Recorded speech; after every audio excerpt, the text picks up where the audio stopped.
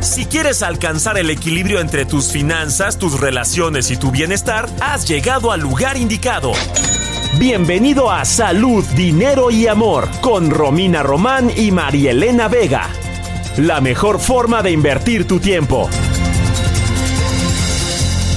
Dinero y Amor. Y seguimos en Salud, Dinero y Amor. Y se aprendió la lección que dejó la pandemia del COVID-19. Realmente los países se están preparando de manera coordinada para enfrentar un escenario similar. Para platicarnos de esto, ya nos acompaña en la línea el doctor Jorge Saavedra. Él es director ejecutivo del Instituto de Salud Pública Global de la AHF. Muy buenas noches, doctor. Qué gusto saludarlo. Con gusto, Romina. Igualmente. Al contrario, doctor, gracias a usted y platíquenos, ¿realmente se aprendió la lección de la devastación que dejó el COVID-19 y los organismos internacionales de salud están tomando medidas concretas? ¿Cuáles serían? Sí, cómo no. Lo que se está haciendo actualmente es discutiendo un acuerdo mundial para prevenir, prepararse y responder ante futuras pandemias. Esto suena fácil, pero ha sido complicado. Son 193 países los que lo están discutiendo en Ginebra. De noviembre 4 a noviembre 15 va a ser la 12ª vez que se reúnan para eso, pero pues no se han logrado poner de acuerdo. Como seguramente mucha gente o todo el mundo recordará, durante la pandemia del COVID, pues hubo una situación caótica donde cada país respondía como podía. Hacía lo que podía o lo que quería o lo que creía que se debería de hacer sin ningún esfuerzo coordinado a nivel mundial. Había países que tienen vacunas, había países que no tenían vacunas, había países que tenían medicamentos, otros que no tenían medicamentos, algunos que tenían ventiladores, otros no podían acceder a ventiladores. Cuando una pandemia es una cuestión que afecta a todos, a todo el mundo, por eso es una pandemia. Y el hecho de que se siga reproduciendo las infecciones en un país lejano y que surjan nuevas variantes, eso no quiere decir que no va a afectar posteriormente a los otros, de tal forma que aunque un país se empiece a vacunar y los demás no, pues esto finalmente nos daña a todos como humanidad y por eso era necesario ponerse de acuerdo, es necesario ponerse de acuerdo, pero pues las discusiones todavía no llegan a un consenso. Esperemos que se logre algún consenso para beneficio de la humanidad y no solo quede un acuerdo de buenas declaraciones y buenas intenciones, sino que quede con metas. Sí. Doctor Saavedra, le saluda Marielena Vega, buenas noches. ¿Cuáles son las alternativas que verdaderamente hoy sí se llegue a un acuerdo? ¿Y cuál sería el planteamiento? ¿Cómo poder trabajar tantos países en una emergencia tal? Pues sí, tiene que haber, el planteamiento es que cuando suceda esto y antes de que suceda, lo que queremos en el mundo es que haya equidad en el acceso a recursos para prevenir, responder y responder ante potenciales pandemias, ¿no? Y para prepararse, por supuesto. Por eso es que se requiere de la solidaridad internacional para que los países ricos apoyen a los países menos desarrollados a que puedan conseguir acceso a esta tecnología. Es decir, tiene que haber una transferencia de tecnología. Si bien posiblemente no a todos los países, al menos a todas las regiones, para que, por ejemplo, países como México, Brasil puedan producir para América Latina, o países como Sudáfrica puedan producir para toda África, o países como Indonesia puedan producir para el sudeste asiático. Esa transferencia es necesaria, no es suficiente en los casos de pandemias que solo un país o dos países desarrollados o ricos tengan eso y el resto del mundo no. O se queden con ella porque tienen una situación de emergencia, como sucedió en el COVID, y luego prohíben exportar esos recursos o esas vacunas o esos ventiladores y entonces los restos de los países ya no pueden acceder a ellos. Entonces lo que queremos es que en este acuerdo pandémico quede muy bien estipulado que la solidaridad internacional debe funcionar, el apoyo para los países menos desarrollados debe funcionar y compromisos concretos de cómo esto va a suceder. Doctor, desde la gripe española que se presentó en los años 20, no se había registrado una pandemia de tal magnitud como la del COVID-19. ¿Pero qué pasó en este periodo? ¿Por qué agarró por sorpresa a los países y a los organismos de salud como la OMS? ¿Qué medidas se habían tomado? ¿Qué se había hecho, doctor? Pues hubo varias cosas. Una sí, por supuesto, fue la sorpresa de este nuevo virus, porque fue completamente nuevo. No había vacunas al principio. Al principio tampoco se podía diagnosticar. Se tuvo que desarrollar la tecnología para diagnosticarlo al principio. Y posteriormente la situación es que los países entraron en pánico, la gente entró en pánico y algunos le hacían caso a la Organización Mundial de la Salud, otros no le hacían caso. Incluso la propia Organización Mundial de la Salud no tenía el poder ni la capacidad para asesorar en algo nuevo de manera correcta, y los países se sintieron que no tenían obligación de hacerle caso a la Organización Mundial de la Salud, de tal forma que cada quien, por sus propias iniciativas, con lo que ellos consideraron conveniente, empezaron a hacer como restricciones de viajes, quédate el país no vienen, prohibir vuelos de allá para acá. Después no había información completa de si la mascarilla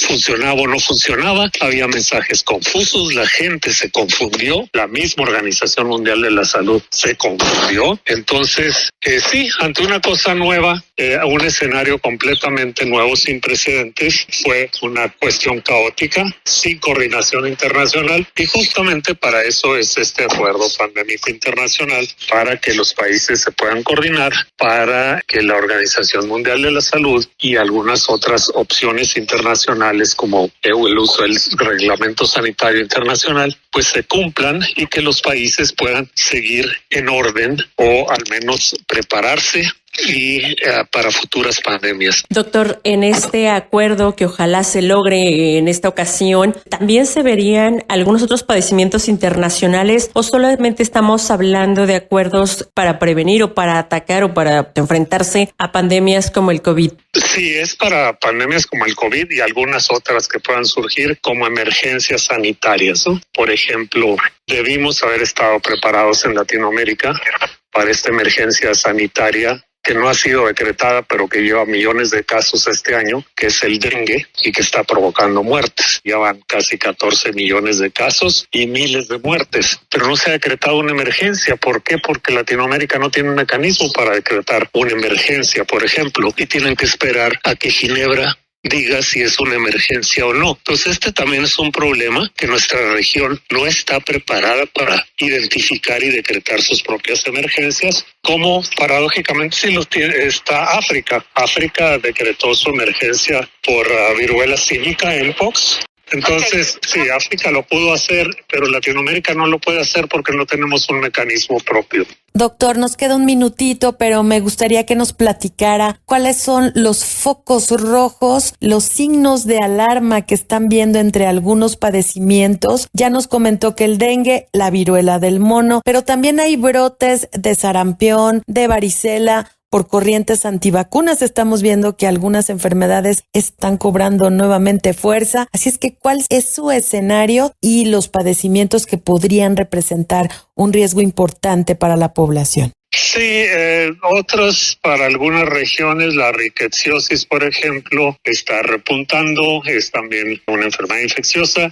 Algunas enfermedades transmitidas que se llaman por vector, que se transmiten por mosquitos. Entonces hay una serie de enfermedades infecciosas que se deben de estar al menos monitoreando y tratando de controlar desde el principio, pero para eso los países necesitan estar preparados con sus sistemas de diagnóstico, de laboratorio y control. Por supuesto, la viruela del mono ya ha sido decretada como emergencia de preocupación internacional por la Organización Mundial de la Salud, pero de hecho antes de que la decretara la Organización Mundial de la Salud, la propio organismo que tienen en África, el Centro para Control de Enfermedades de África, ya lo había decretado una emergencia continental. Y como les decía, el dengue no ha sido decretado como una emergencia, entonces cada país está respondiendo como puede. No hay una coordinación latinoamericana para abordarlo de manera conjunta.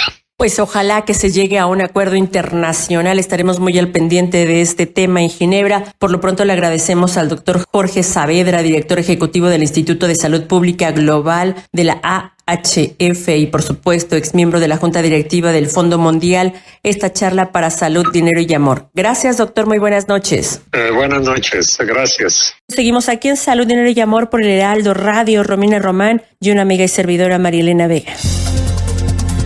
En Salud, Dinero y Amor te acompañamos, te orientamos, te decimos, te recomendamos. Por el Heraldo Radio.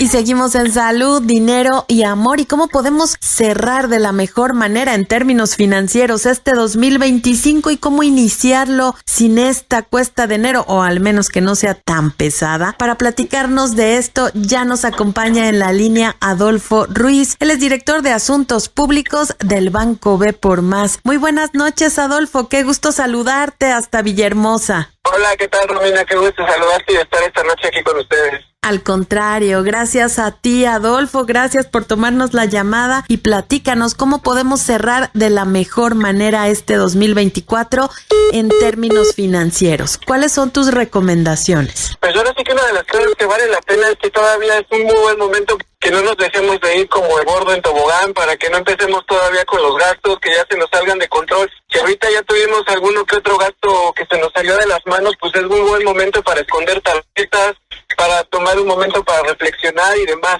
Pero creo que una de las mejores herramientas con las que vamos a poder iniciar el año con pie derecho, pues va a ser con que nosotros ya tengamos ese firme propósito de hacer nuestro presupuesto. Ahora sí que lo pueden hacer mensual, semanal, como se les acomode, pero sí es muy importante que ahora que nos estemos atragantando con las uvas, recordemos que una de ellas tiene que ser hacer nuestro presupuesto y tener una mejor salud financiera. Adolfo, quien ya llegó a enero con la tarjeta de crédito, pues obviamente endeudada más del 30%, ¿cómo comenzar a pagar? ¿Cuáles serían las recomendaciones cuando tampoco ya no hay ingresos adicionales, pero sí una cuesta de enero compleja? Hola, ¿qué tal, querida Marilena? También un gustísimo saludarte y estar esta noche aquí contigo. Pues es muy importante que nosotros empecemos a establecer un plan de pagos y sobre todo para que nosotros podamos identificar las deudas que tenemos, porque luego nos pasa que ni siquiera sabemos a quién le debemos, no sabemos cuánto le debemos a la tarjeta, incluso ni siquiera sabemos cuánto es el interés que nos están cobrando o si hay alguna penalización por pago extemporáneo. Entonces es muy importante que hagamos ese ejercicio una vez que también hicimos nuestro presupuesto, para que podamos balancear y sepamos cómo nos encontramos. Cuando nos estamos pasando ya de la deuda, pues ahí nos damos cuenta que es porque estamos gastando más de lo que estamos ingresando. Entonces ahí podríamos meter la segunda uva, que es identificar perfectamente a quién le debemos, cuánto le debemos, y también no dejar de lado esas deudas que las pongo entre comillas, que no son formales, vamos, las que no tenemos a una institución financiera o que no tenemos una tienda departamental, que a lo mejor le pedimos al amigo, al compadre, no sé quién. Pues también es un muy buen momento para identificarlas y comenzarlas a pagar, porque la gente también confía en nosotros y pues a lo mejor estamos desestabilizando sus presupuestos. Pero lo primero sí sería saber a quién le debo, cuánto le debo, y ya, por ejemplo, en una deuda ya más formal, y lo pongo otra vez entre comillas, a una institución financiera o una tienda departamental, identificar cuál es la más cara, ya sea por el monto que debo o por el interés. Generalmente es por la segunda, del interés, y entonces empezarle a dar, hacer el compromiso de ya bajarle a las deudas, incluso rompan las tarjetas si es necesario, total, les podemos extender el plástico, se los podemos recuperar, no se preocupen, pero vale la pena el tener al menos durante el primer semestre del año, tener esta fuerte encomienda de no volvernos a endeudar y bajar lo más posible las deudas. Adolfo, ¿cómo sugerirías? ¿Qué porcentaje debe de irse a pagar las deudas? ¿Qué porcentaje a los regalos, a las cenas, si nos vamos de viaje? Porque además se vienen gastos fuertes. Están por llegar los Reyes Magos. Viene la inscripción, la reinscripción en febrero de las escuelas. Entonces, ¿qué es lo que debemos de hacer? Ahora sí que también, si nosotros hemos sido bien portados, déjame llamarle así, y no tenemos ahorita deudas considerables, pues podríamos jugar con los presupuestos, pero si yo tengo deudas considerables, a lo mejor valdría la pena y a lo mejor me va a valer un poquito, pero eso me va a servir de lección para el próximo año, dedicar 40% para el pago de las deudas. Después podríamos considerar otro 30% para todo el tema de los regalos, incluso si quieres hasta un 40% para el tema de los regalos y demás. Y no olvidemos también que también es una muy buena oportunidad destinar al menos un 20% para el ahorro, sobre todo para que arranquemos con calma la cuesta de enero, pueden establecer este presupuesto, esta pequeña distribución del porcentaje de estos recursos que nosotros vamos a destinar. Y ahora sí que una cosa de las que luego insistimos, de verdad es mejor tener una salud financiera, estar más sanos, estar más tranquilos, pegarle a las deudas. Incluso si tenemos, a lo mejor lo que les decía, si tenemos muy bien controlado nuestras deudas, tenemos por ejemplo a lo mejor un crédito hipotecario, pues considerar si le puedo pegar para poder anticipar, para poder bajar las mensualidades, si tengo un crédito automotriz, en fin, también podemos utilizarlo para adelantar estos pagos si tengo controladas mis deudas. Oye, Adolfo, una de las preguntas recurrentes de nuestros amigos es ¿por qué hay personas que no pueden renegociar sus deudas en tarjetas bancarias? Hay diferentes escenarios, pero por ejemplo, cuando siempre es importante que yo levante la mano a mi institución financiera cuando yo ya empiezo a ver que ya voy a tener un problema para poder cumplir con el pago de mis tarjetas. A lo mejor tengo 3 alternativas que se me pueden ir presentando. A lo mejor en este mes, sí, de plano me vi complicado, apuéstale a pagar al menos más del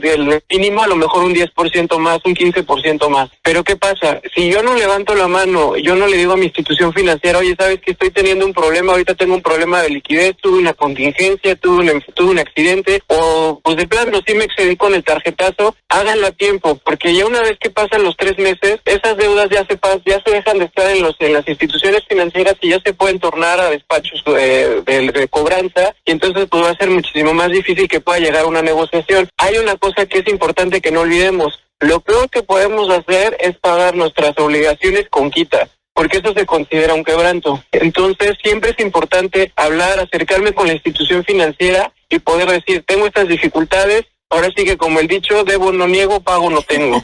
Y sobre todo para que sí haya esa buena voluntad de las partes donde diga, oye, yo también te voy a ayudar, vamos a hacer un plan de pagos juntos para que tú también pues ya no tengas problemas, pero nada más considera que ya no te debes endeudar más. Ahora, dentro de las sociedades de crédito, también pues ahí tú ya vas a ver si ya las instituciones estamos viendo que ya estás teniendo un problema severo de crédito, entonces ya va a ser más difícil que podamos negociar la deuda. Entonces es importante hacerlo a tiempo para evitar este tipo de repercusiones y que se llegue a un buen acuerdo. Y que quede claro, Adolfo, que las quitas cuando te reducen la deuda en la institución bancaria se lee muy mal en el buró de crédito, pero la pregunta es, Adolfo, ¿qué conviene más? Evidentemente es un tema muy personal de cada caso. Sin embargo, hay gente que recurre a un préstamo personal, alguien que pide un financiamiento de Sofomes o alguien que recurre al empeño. ¿Qué es lo menos costoso, Adolfo? Hay que analizar las tasas, pero siempre va a ser lo menos costoso el poder renegociar dentro del mismo instrumento. Pensemos en la tarjeta de crédito. A lo mejor te podemos proporcionar un esquema donde se congele, vamos a llamarle que se congele esa deuda, ese monto total de que tú ya tenías de la deuda y que lo puedas pagar en parcialidades, obviamente con intereses, a la condición de que ya no te endeudes más. Pero luego también hay otras opciones que te ofrecen el consolidar la deuda, pero también aquí hay que analizar una cosa. La consolidación de deuda solamente conviene cuando puedo cubrir el 100% de mi deuda para poder agruparla en una.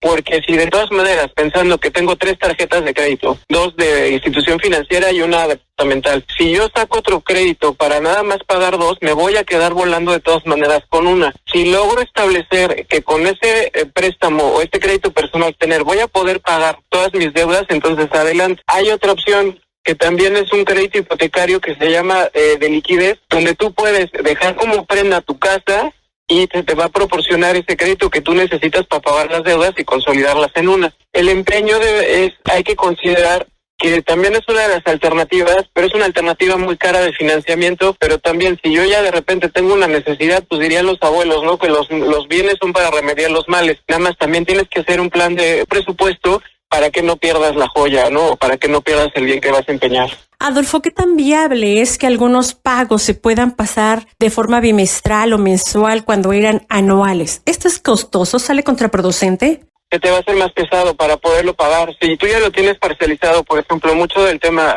regresando otra vez al tema de las tarjetas de crédito, si tú ya lo tienes parcializado o alguna otra obligación, que tú ya lo tengas a meses, ya no te conviene desparcializarlo, porque si tú ya estás trazando un plan, se te va a hacer menos pesado. Si tú lo mueves a bimestral o trimestral, pues obviamente la cantidad va a ser mayor y obviamente tendrás que pagar más intereses. Pues muchísimas gracias Adolfo por toda esta explicación, estos consejos, amigos, a tener cuidado con nuestras finanzas, a salir lo más sanos y saludables en este 2024 y por supuesto comenzar bien el 2025. Gracias Adolfo Ruiz, director de Asuntos Públicos del Banco B por Más. Gracias y excelente cierre de año. No, hombre, muchísimas gracias a ustedes. Siempre es un gusto estar y platicar con ustedes, con mi querida Romina, con mi querida Marilena. Y pues también que no se desanimen las personas. Viene un muy buen año, hay que aprovechar las oportunidades que se presentan en el camino. Y pues Ellas son mujeres de radio. Salud, dinero y amor. Con Romina Román y Marielena Vega. Por el Heraldo Radio.